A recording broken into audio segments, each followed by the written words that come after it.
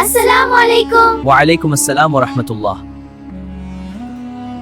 তোমরা সবাই কেমন আছো? আলহামদুলিল্লাহ, আমরা ভালো আছি। তোমরা কি জানো এটা কোন মাস? জি হুজুর, এটা রহমত, মাগফিরাত ও নাজাতের মাস রমজান। আজকে আমরা কথা বলবো রোজা অবস্থায় আমাদের যেসব কাজ করা থেকে বিরত থাকা উচিত। জি হুজুর। ঝগড়া বিবাদ, গালিগালাজ থেকে বিরত থাকা রোজার একটি গুরুত্বপূর্ণ বিধান। রোজাহীন অবস্থায়ও তা নিষিদ্ধ, আর রোজা অবস্থায় আরো মারাত্মক। সাহাবী হযরত আবু হুরায়রা থেকে বর্ণিত, হযরত রাসূলুল্লাহ সাল্লাল্লাহু আলাইহি ওয়াসাল্লাম ইরশাদ করেছেন, তোমাদের কেউ রোজা রাখলে সে যেন অশ্লীল কথা ও মূর্খতা পরিহার করে। যদি কেউ তাকে গালমন্দ করে কিংবা তার সঙ্গে ঝগড়া মারামারিতে লিপ্ত হয়, সে যেন বলে, আমি রোজাদার।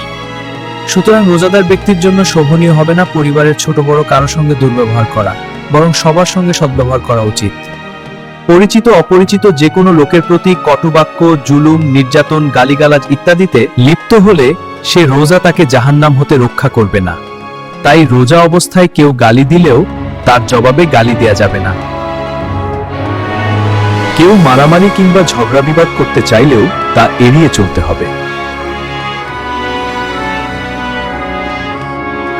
পবিত্র রমজান আত্মশুদ্ধির মাস, আল্লাহর নৈকট্য অর্জনের মাস। কিন্তু শুধু পানাহার থেকে বিরত থাকলেই কি রোজা পূর্ণ হয়? দুঃখের বিষয় হলো আমরা অনেকে রোজার মাসেও গালাগাল, ঝগড়া বিবাদ ত্যাগ করতে পারি না। পান থেকে চুন খসলেই অন্যকে কটু কথা বলতে দ্বিধা করি না। অনেকে তো রোজা রেখেই মা বাবা তুলে গালি দিয়ে বসে, অথচ রাসূল সাল্লাল্লাহু আলাইহি ওয়াসাল্লাম বলেছেন, কবিরা গুনাহগুলোর একটি হলো নিজের মা বাবাকে অভিশাপ করা। যখন কেউ অন্যের বাবাকে গালি দেয়, তখন সে নিজের বাবাকেও গালি দেয়, আর যে অন্যের মাকে গালি দেয়, প্রতিদানে তার মাকেও গালি দেওয়া হয়।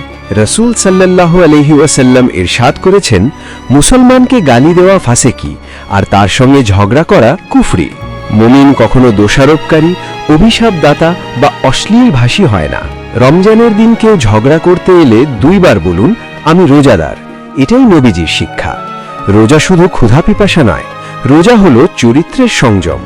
আসুন রমজানে এবং সব সময় গালাগাল ও ঝগড়া থেকে নিজেকে বাঁচাই।